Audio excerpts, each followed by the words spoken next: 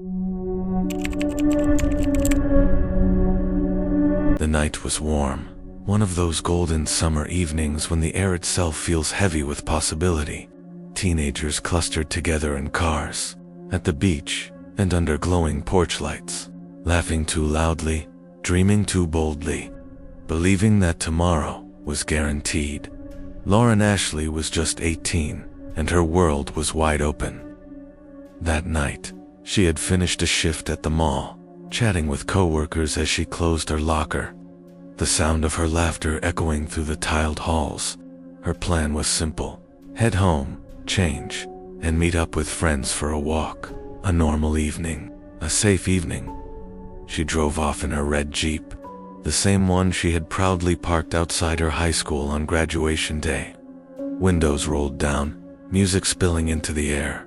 To her, this was just another night in Wayland, Massachusetts, a quiet suburban town where tragedy always felt like something that happened far away, but somewhere between routine and familiarity. Between the mall and her home, everything changed. Lauren stopped at a house she had visited many times before. By morning, the entire town of Wayland would wake to a nightmare they could never have imagined. Lauren Ashley was born on April 1st, 1993, to Mary and Malcolm Ashley. To her parents, she was no April Fool's joke, but a miracle. Both Mary and Malcolm were teachers, deeply devoted to raising their only child in a home built on compassion, honesty, and integrity. From the very beginning, Lauren seemed touched by something rare. She was small in stature, barely 4 feet 11 inches tall, but her presence filled any room. She carried herself with a mixture of confidence and kindness that made people gravitate toward her. Music became her heartbeat. By the time she was 10, her voice had already carried through church choirs and school concerts, drawing whispers of admiration from adults who said, "That little girl has something special." But Lauren was never just about herself. While other children played video games or lounged on weekends, she was often helping.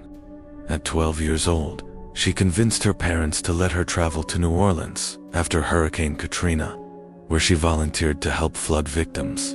Not once, but 3 times, she returned, each time giving her energy to strangers who needed it. She had this way of making you feel like you mattered. One teacher later recalled, "Even if she had a million things to do, she made you feel like you were the most important person in the room." Her friends described her as radiant, not in the superficial sense, but in the way her smile could dissolve your worst day. She was the one people called at midnight when life felt unbearable. She listened, she cared, and she lifted at Wayland High School. Lauren's calendar was overflowing: sports, choir, student groups, theater. She performed as the lead in Annie at the local arts center, stealing the show with her powerful voice. She joined the a cappella group and soon became the lead singer, one of her proudest achievements. And yet, even with all her commitments, she never seemed rushed. She moved through life with purpose, but also with joy. To her parents, Lauren wasn't just their daughter. She was their hope, their pride, their future. It was during these busy high school years that Lauren met someone who would change the course of her story forever. His name was Nathaniel Fujita. Nathan, as everyone called him. Tall, athletic, with the kind of easy smile that made him instantly popular. He was a star on the football team, a hometown golden boy who seemed destined for success. Lauren and Nathan had known each other since childhood, but during high school, their friendship blossomed into romance. At first, it was the kind of relationship people envied. They went to games together, laughed at inside jokes in the cafeteria, and seemed inseparable. Many saw them as the perfect couple, the singer and the athlete, the girl who lit up a room and the boy who carried the crowd on his shoulders. For the first 2 years, their love was filled with carefree moments, summer nights at the beach, long drives with music blasting, prom photos framed on the mantle. But perfection has cracks, and slowly, theirs began to show. Nathan grew jealous, uneasy with how much of Lauren's time and heart went to other people, friends, community, music, service. His need for control clashed with her wide-open generosity. Arguments began, followed by reconciliations, then arguments again. It was a cycle. Lauren's friends recognized. 1. They begged her to escape. They even made a list reasons she should break up with him: his temper, his jealousy, his disrespect toward his own mother. On her 18th birthday, Lauren finally listened. She broke it off. That day, she told her friends, was one of the happiest of her life. She was free. Or so she thought. For Nathan, the breakup wasn't just a heartbreak, it was a collapse. Friends noticed his mood change almost instantly.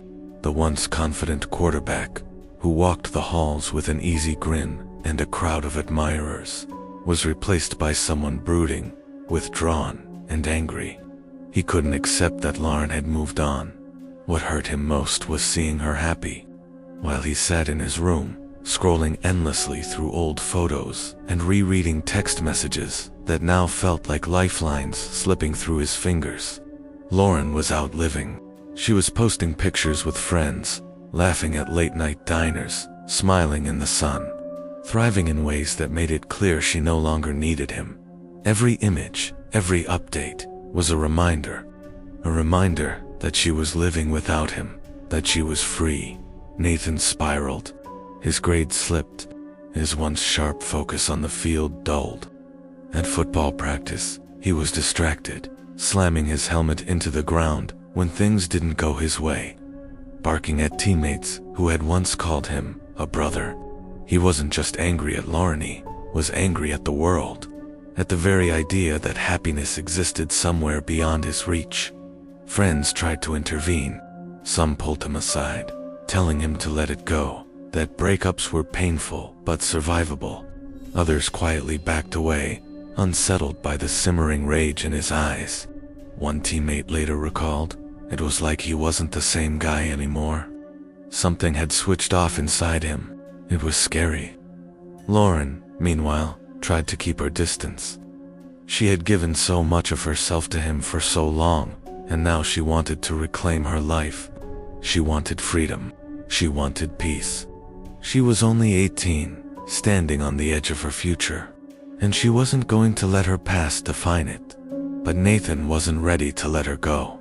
To him, the breakup wasn't an ending, it was a wound that refused to close, a rejection that burned deeper every day. And inside that wound, anger was festering, growing into something far more dangerous than anyone around him realized. That summer evening should have been ordinary. Lauren had worked her shift at the mall and was supposed to meet friends later. Instead, she stopped by Nathan's house. Some believe she wanted closure. Others think she was simply being kind, giving him a chance to talk one last time. Neighbors later said they saw her red Jeep parked outside his home. They didn't think much of it. After all, Lauren had been there countless times before, but inside, the mood was tense. Nathan had been waiting, stewing in his own bitterness. To him, her presence wasn't comfort, it was confrontation. No one knows exactly what words were exchanged, but at some point, something inside Nathan snapped. In a moment of rage, he attacked her. Witnesses later said it was as though years of jealousy, anger, and rejection all exploded at once. When it was over, Lauren was gone. Just 18 years old, her life extinguished in a house she had once entered with love. Nathan, panicked and sweating, dragged her body to the garage. He placed her in a container, drove to a nearby marsh, and discarded her like she was nothing. The same boy who had once promised her forever had now stolen every tomorrow she was meant to have. When Lauren didn't show up that night, alarm bells went off immediately. This wasn't like her. She always answered her phone. She always checked in.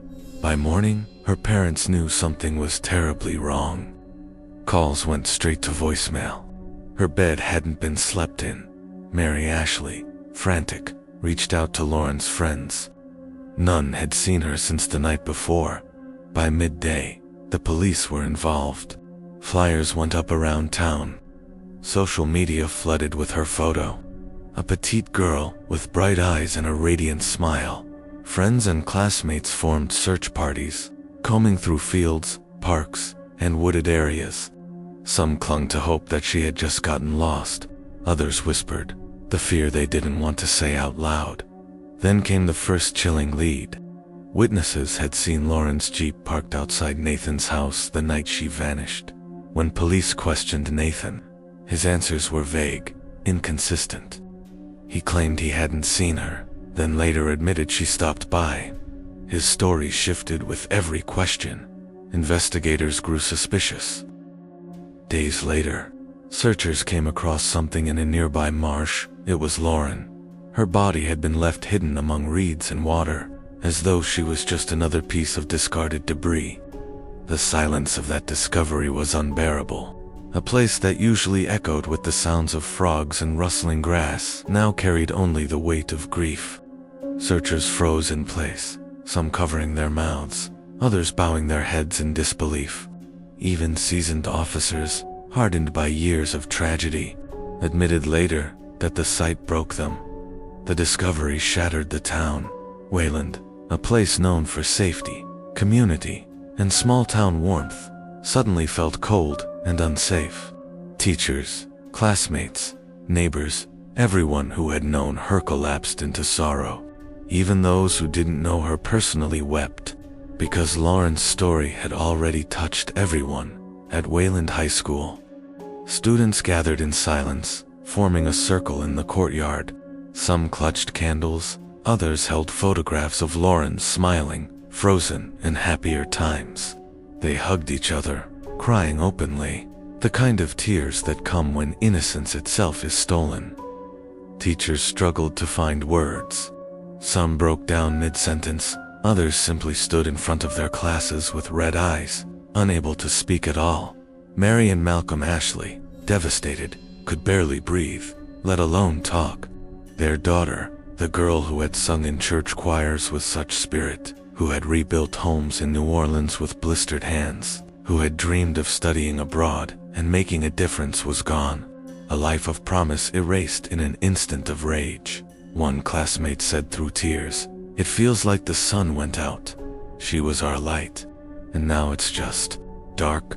And that darkness didn't just hang in the sky, settled inside people's hearts. A shadow that would never fully lift. Nathan was arrested almost immediately. Evidence was overwhelming. Inconsistencies in his story, signs of struggle, his DNA, and the fact that Lauren's Jeep had been at his house. In court, Nathan's defense team tried to argue mental instability.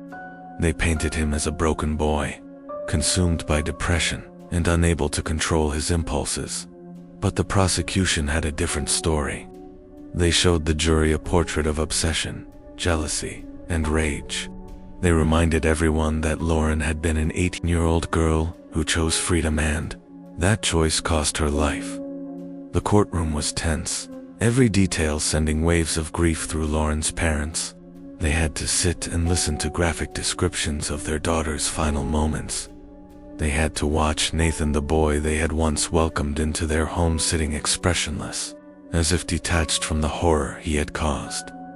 After weeks of testimony, the verdict came, guilty. Nathan was sentenced to life in prison. But for Lauren's family, there was no victory. No sentence could bring her back. No punishment could erase the image of what had been stolen.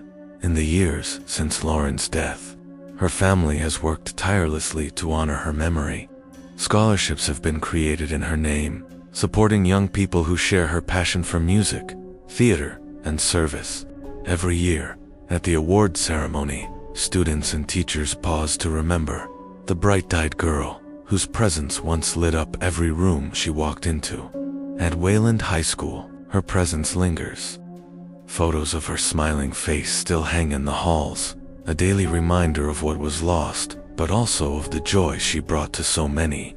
Teachers still tell stories of her kindness, how she stayed after class to help a friend, how she offered encouragement to a struggling classmate, how her laughter could lift the heaviest day. Choir students still talk about the girl whose voice could silence a room. the one who sang not just with talent, but with soul. But for those who loved her most, the wound never fully heals. Grief has a way of reshaping a family, leaving holes where laughter used to be. Holidays became quieter. Birthdays became bittersweet. Every milestone, college acceptance letters, graduation caps tossed into the air. Weddings became a painful reminder of what could have been. Mary once said, "I still wait to hear her footsteps on the stairs. I still wake up thinking she'll come through the door. And then I remember, she's gone." Her words carry the heartbreak of every parent who has ever lost a child, the unshakable feeling that life is permanently incomplete. Her friends continue to post tributes on her birthday, each one echoing the same sentiment, that Lauren's light, though extinguished too soon, will never fade from their hearts. They share old photos, inside jokes, and moments frozen in time, as if keeping her alive through memory.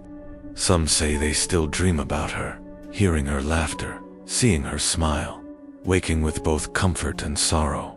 Lauren's story has become more than tragedy, has become legacy. Through every scholarship awarded, every song sung in her honor, and every person inspired to live with more compassion, her spirit endures. And in that way, even though she is gone, she is never truly absent. Lauren's story is more than a tragedy. It is a warning about the dangers of toxic relationships, the devastating power of unchecked anger, and the fragility of life itself. She was a girl who lived with purpose, who gave her heart freely, who wanted to change the world. And in many ways, she still does through the lessons her story teaches, through the lives touched by her memory, through the reminders she leaves us all, that love should never be possession, that kindness should never be punished, and that even in loss, light can endure. Lauren Ashley's name will not be forgotten.